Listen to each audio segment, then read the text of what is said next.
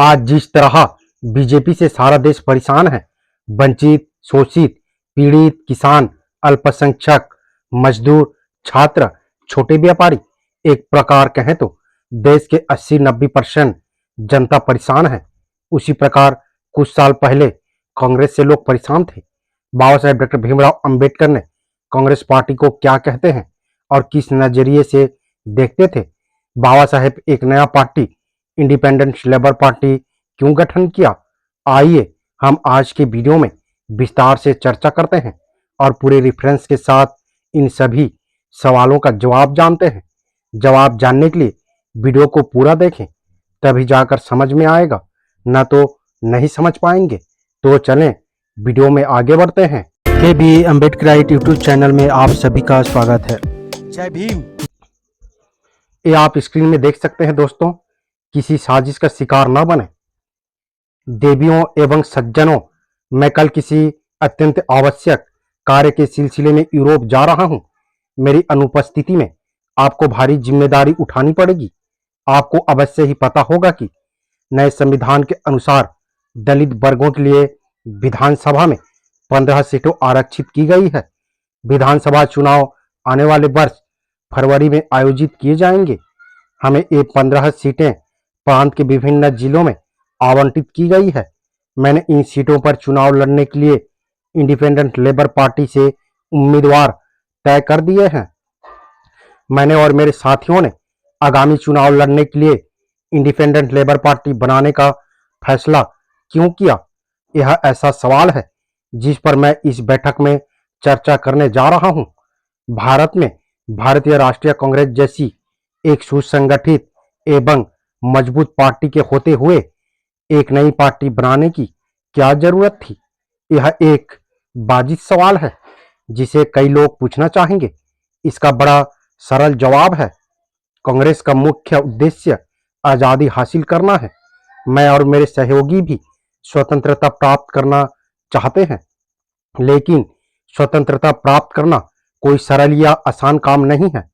यहाँ तक कि श्री गांधी द्वारा विकसित किया गया सत्याग्रह का हथियार भी प्रभु उत्पादक नहीं रहने वाला है। यहाँ तक कि असहयोग एवं नागरिक अवज्ञा आंदोलन के बावजूद स्वतंत्रता हासिल करना संभव नहीं है। यह निश्चित रूप से हमारी क्षमता के बाहर है। हर कोई इस तरह सोचता हुआ प्रतीत होता है। अगर यह इतना मुश्किल है तो इसी अर्थहीन आजादी का सपना देखने की क्या उपयोगिता है?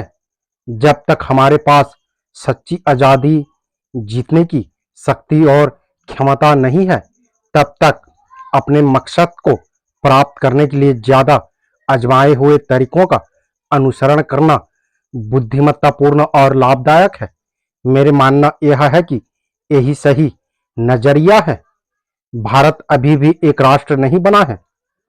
यह देश कई 4000 जातियों में बटा हुआ है। इसके अलावा जातिवाद, प्रांतीयतावाद, धार्मिक मतभेद और ढेरों संघर्ष एवं झगड़े हैं जो देश को बांटते हैं।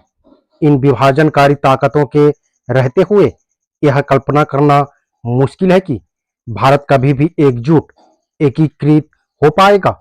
हिंदुओं, मुसलमानों और ईसाइयों को कोई साझा कॉमन लक्ष्य नहीं है। मान ले कि ब्रिटिश राज समाप्त हो जाता है, तो क्या वो लोग जो एक राष्ट्र में विश्वास नहीं करते हैं, धार्मिक कट्टरपंथी और जाति सजग लोग राजनीतिक सत्ता पर काबिज होने के लिए एक दूसरे से लड़ेंगे नहीं? वास्तविक और असली स्वतंत्रता को कब्जे में करने की वास्तविक शक्ति के अभाव में स्वतंत्रता के सपने देखना हानिकारक होगा। दूसरी ओर हमारे और कांग्रेस के रवैये में एक खास फर्क है। कांग्रेस संवैधानिक सुधारों को पसंद नहीं करती है, यह सुधारों के खिलाफ है।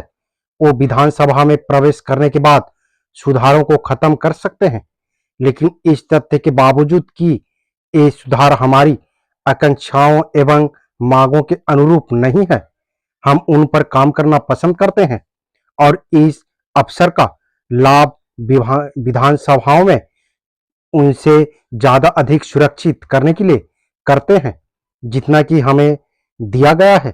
विधानसभा का इस्तेमाल दिखावे और तमाशे के मैदान के तौर पर करने का यह वक्त नहीं है। आज कांग्रेस एक खिचड़ी वाली भीड़ की तस्वीर पेश करती है। कमजोर कुली से लेकर गरीब, मजदूर, किसान, छोटे व्यापारी, दुकानदार, जमींदार, व्यापारी, मध्य वर्गीय लोग, पूंजीपति, सूदखोरों और शोषक तक कांग्रेस में पाए जाते हैं। संक्षेप में तमाम किस्म के परस्पर विरोधी हितों के लोग कांग्रेस में पाए जाते हैं। गरीबों के खून पर फलने फूलने वाले क्या कभी शोषितों के दोस्त हो सकते हैं? कांग्रेस धनी लोगों की गोद में बैठी हुई है। वो कैसे गरीब किसानों और कामगारों की मदद कर सकते हैं? कांग्रेस किसानों और मजदूरों की पार्टी नहीं है। कांग्रेस पूंजीपतियों की संरक्षक है। मेहनतकश तबकों और आम लोगों की हितों की रक्षा एवं बचाव करना कांग्रेस के लिए मुश्किल है। इसके विपरीत हमारा संगठन इंडिपेंडेंट लेबर पार्टी समाज के कमजोर तबकों की रक्षा की हिमायत करता है। कांग्रेस की तुलना में हमारी पार्टी के लिए किसानों और कामगार तबकों के हितों की रक्षा करना आसान होगा। हमारी पार्टी का मुख्य मकसद अछूतों, कामगार वर्गों, गरीबों और वंचित लोगों के हितों के लिए संघर्ष करना है। अपने घोषित सिद्धांतों और अपनी नीतियों से समझौता किए बगैर हम चुनाव जीतने के लिए अन्य दलों से गठबंधन करेंगे। कई बार ये सवाल पूछा जाता है कि अछूतों के हितों के एक और रखकर मैंने क्यों अन्य लोगों के साथ काम करने का फैसला किया है। इस बारे में मैं कहना चाहूंगा कि प्रस्तावित विधानसभाओं में नए संविधान के अनुसार 175 सदस्य चुने जाएंगे। इन 175 प्रतिनिधियों में से 15 सदस्य अछूतों में से होंगे। इन 15 सदस्यों के लिए प्रभावी रूप में काम करना संभव नहीं होगा। इसलिए यह बहुत आवश्यक है कि हमारे पास बड़ी तादाद में ऐसे लोग हों जो हमारी मदद करें। वो अवश्य ही ऐसे दोस्त होने चाहिए जिनके समान विचार एवं सिद्धांत हो। गैर अछूतों में से जिन लोगों ने अपने हितों की बलि देकर हमारी ईमानदारी से मदद की है और हमारे मकसद के लिए हमारे साथ साथ संघर्ष किया है, हमें उन्हें अवश्य ही अपनाना चाहिए और चुनाव में इंडिपेंडेंट लेबर पार्टी ILP के उम्मीदवार के रूप में उतरना चाहिए। इसलिए हमें इस चरण में वाद विवाद में अपना समय व्यर्थ नहीं गंवाना चाहिए। अपनी पार्टी के लक्ष्यों को हासिल करने के लिए हमें तकरारों, छोटे मोटे झगड़ों, व्यर्थ की गतिविधियों और चर्चाओं को परे कर देना चाहिए। अगर आप सही ढंग से पार्टी के सिद्धांतों और उसकी भावना का अनुसरण करेंगे तो मैं अपने लोगों के लिए जो कुछ हासिल कर पाया हूं वह और भी मजबूत होगा। अगर विधानसभा के चुनाव में सफल नहीं होता हूं तो ये बड़ी बात नहीं होगी, लेकिन चाहे जो हो जाए आपको जी जान से श्री कलेख्यो को हमारे उम्मीदवार के तौर पर जिताकर भेजना है। यह हमारे लिए प्रतिष्ठा की बात है। इस चरण में मांग और महार के बीच कोई फर्क न करें। संकुचित जातियां निष्ठाओं को कोई महत्व न दें। हम सब एक लोग हैं और एकता की इस भावना को हमेशा ही गंभीरता पूर्वक ध्यान में रखना चाहिए। अब मैं एक अन्य महत्वपूर्ण मामले में आगे बढ़ूंगा। मैंने ज्यादातर उम्मीदवार महार समुदाय से चुने हैं और अन्य जातियों से बहुत उम्मीदवार नहीं लिए हैं। स्पष्ट कहें तो इस चरण में ऐसा करने के पीछे के कारण में जानना बुद्धिमानी नहीं होगी, लेकिन जिन लोगों ने तथाकथित नेशनलिस्ट हरिजन पार्टी बनाई है उन्होंने मुझ पर यह आरोप लगाया है और यह मुद्दा उठाया है। इस आरोप का खंडन किया जाना है और उन्हें समुचित जवाब दिया जाना है। तथाकथित राष्ट्रवादी हरिजन के इस संगठन के लिए मैंने एक नाम चुना है। मैं उन्हें ले भागू उठाईगिरी या उठाकर भागने वाले चोर कहता हूं। मैंने किसी को भी मुख्य तौर पर इसलिए पार्टी से बाहर नहीं किया है या बहिष्कृत किया है कि वो चमार जाति का है। वो जो चाहे सोचने के लिए स्वतंत्र है। मुझे इससे ज्यादा फर्क नहीं पड़ता। मैंने इन हरिजनों को उनके इस उठाई गिरी आदत की वजह से ही आगामी विधानसभा चुनाव के लिए अपना उम्मीदवार नहीं बनाया है। वो भीख मंगे की तरह भीख के पीछे कहीं भी चले जाते हैं। सिद्धांतों, पार्टी अनुशासन या विचारधाराओं के लिए उनमें कोई सम्मान नहीं है। उनका एकमात्र सिद्धांत रहा है कि जिस किसी चीज पर हाथ पड़ जाए उसे झपट लो, अपनी जेब में कर लो और मौज करो। हमने महार सत्याग्रह किया, हमने आत्मसम्मान और आत्मनिर्भरता के लिए आंदोलन छेड़ा, हमने नासिक में एक और संघर्ष की शुरुआत की।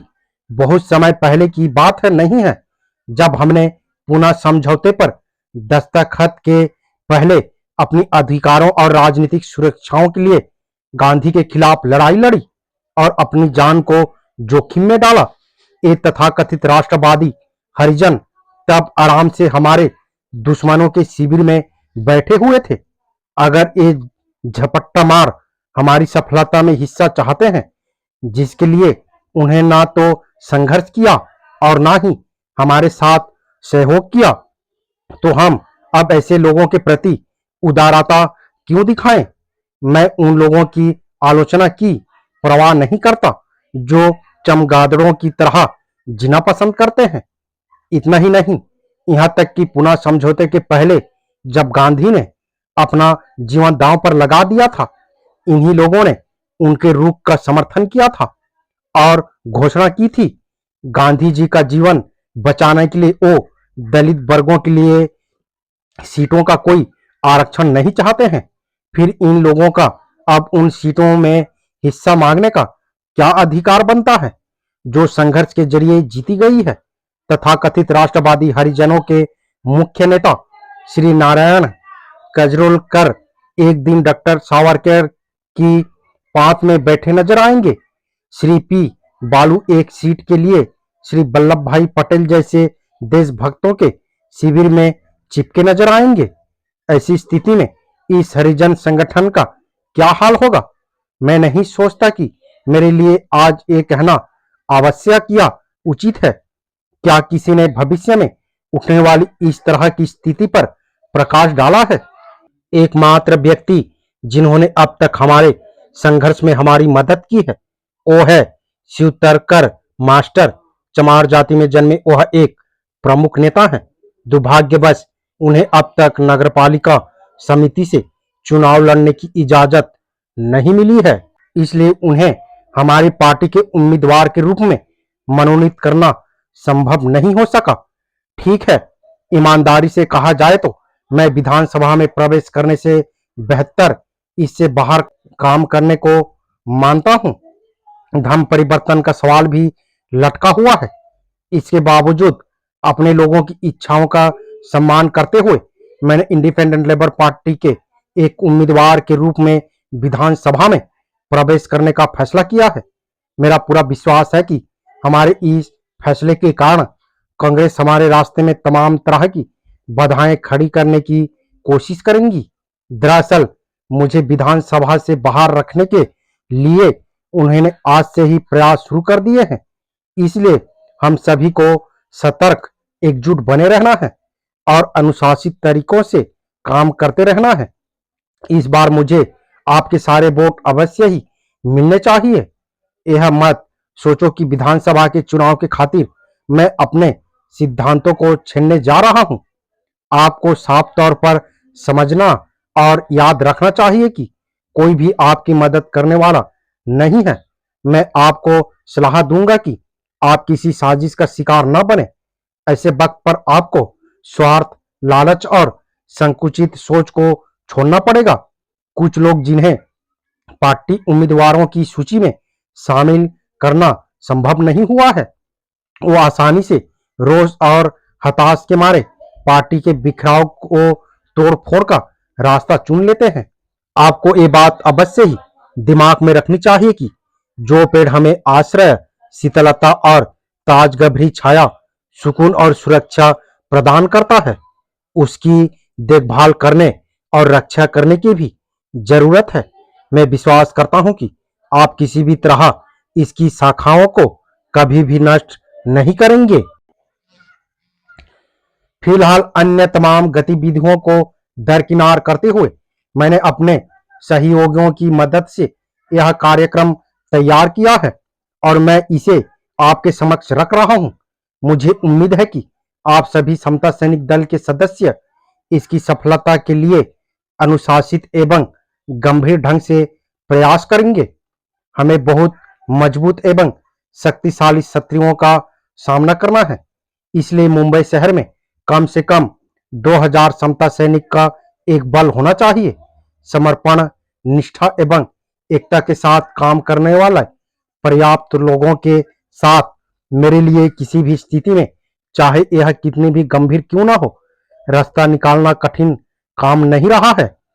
कांग्रेस और हमारे मकसद के प्रति विरोधी रूप रखने वाले अन्य संगठन मेरे चुनाव में कई बाधाएं खड़ी करने की कोशिश कर रहे हैं। मैं पूरी तरह भरोसा करता हूं कि हमारे समुदाय के तमाम सदस्य अपना बहुमूल्य वोट मेरे पक्ष में डालेंगे और कि मेरे वार्ड में कोई भी सदस्य वोट डाले बिना नहीं रहेगा। यह तभी संपन्न किया जा सकता है जब समता सैनिक दल इस काम को अपने हाथों में ले ले। मैं निश्चित हूं कि मेरी अनुपस्थिति में समता सैनिक दल का प्रत्येक सदस्य इस महत्वपूर्ण दायित्व को पूरी गंभीरता, उत्साह एवं समर्पण के साथ निभाएगा। मैंने इस उद्देश्य से एक समिति को नियुक्त किया है। मैं निश्चित हूं कि इस समिति की मदद से आप इस काम को गंभीरता पूर्वक अंजाम दे पाएंगे। वीडियो आपको कैसी लगी अपने राय कमेंट बॉक्स में जरूर दें। वीडियो अगर पसंद आए तो लाइक करें, हाइप करें और सब्सक्राइब करना ना भूलें। वीडियो से रिलेटेड अगर कोई सवाल करना चाहते हैं तो वो कर सकते हैं। हम प्रयास करेंगे कि आपकी सवालों का जवाब दे सके, वो चाहे कमेंट बॉक्स के माध्यम से हो या फिर वीडियो के माध्यम से। अगर इस वीडियो में कुछ जानकारी मिली हो तो अपने दोस्तों के साथ शेयर करके उसे भी जानकारी दे सकते हैं। हमारे हौसला बढ़ाने के लिए और मजबूत करने के लिए हमारे चैनल पर ज्वाइन करें। हमें आर्थिक मदद करने के लिए थैंक्स की बटन दबाएं ताकि हम अगले वीडियो आप लोगों तक ला सकें।